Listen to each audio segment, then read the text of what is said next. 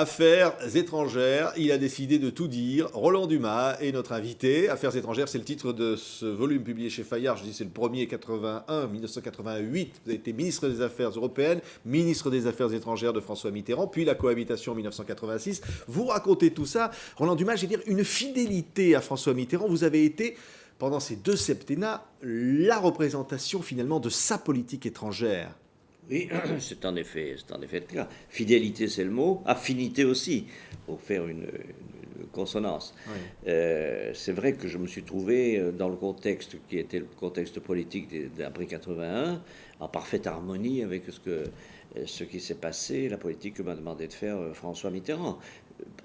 Pas grand monde m'attendait à ce oui, parce que vous étiez l'avocat, vous avez, évidemment, avec Mitterrand, connaissez votre parcours pendant la guerre, oui. Il savait, et il vous choisit, vous l'avocat, pour défendre finalement la politique étrangère, comme si on devait la défendre par... Votre réflexion est très juste, car quand il m'a nommé aux affaires européennes d'abord, il m'a consacré une longue matinée pour qu'on parle de l'Europe. Il m'a dit, vous connaissez mon sentiment sur l'Europe, etc. Puis après, il m'a dit, ça se passera très bien, vous prendrez chacun de ces dossiers comme un dossier d'avocat.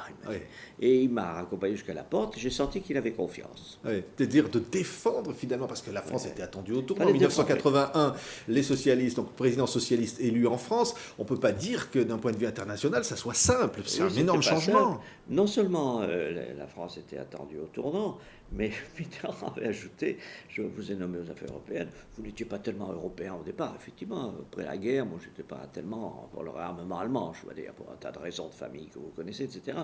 Et il m'avait dit, Madame Thatcher va vous avoir à l'œil.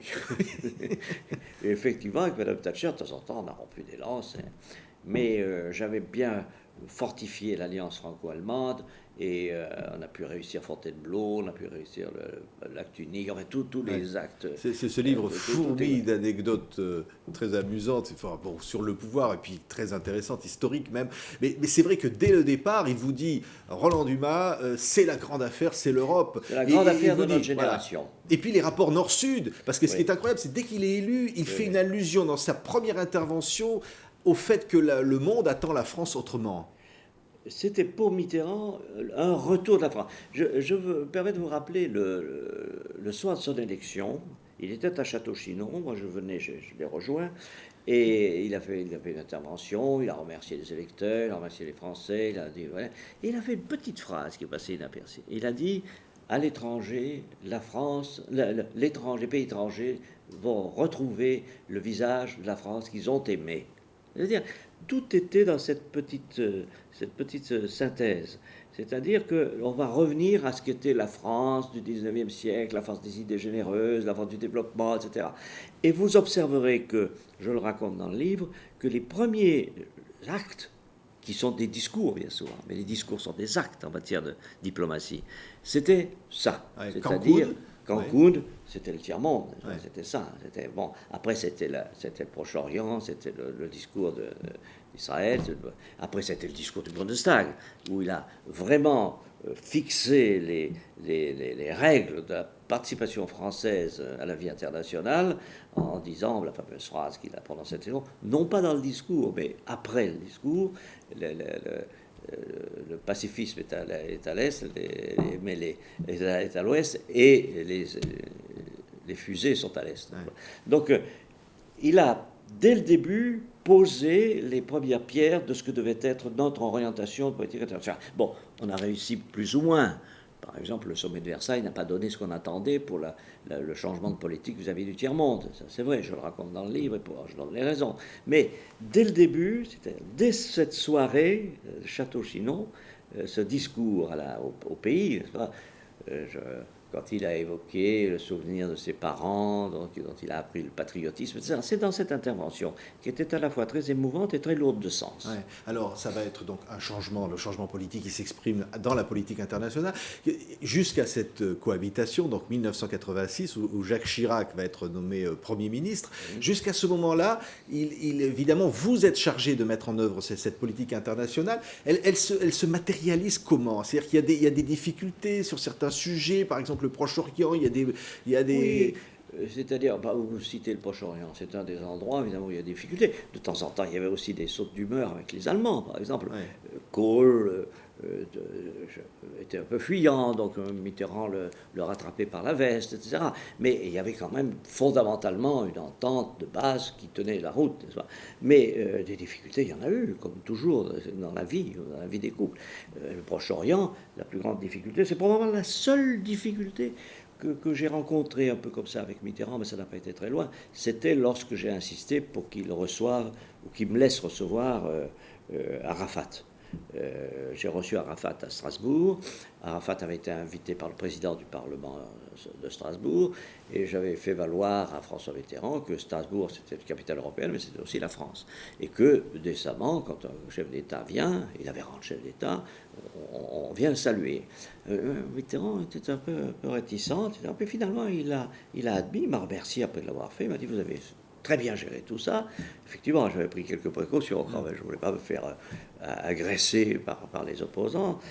Et puis après, je lui ai dit, mais il faut recevoir Arafat. Il était reçu par le pape, il était reçu par le roi d'Espagne, il était reçu par le président de la République italienne. On ne peut pas, la France, qui est une grande politique arabe, qui s'intéresse aux problèmes palestiniens, ne peut pas.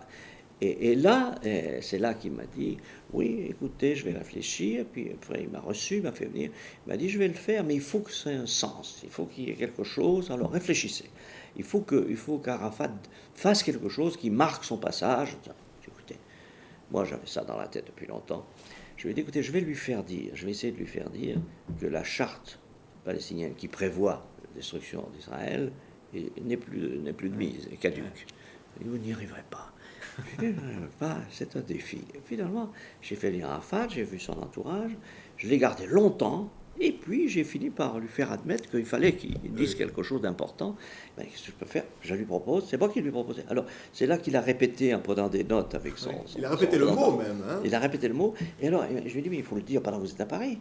Ah bon? Si vous allez à la télévision ce soir, c'était TF1, je crois, votre collègue. Bon, très bien, bon, je fais un peu le siège, j'avais vu ça.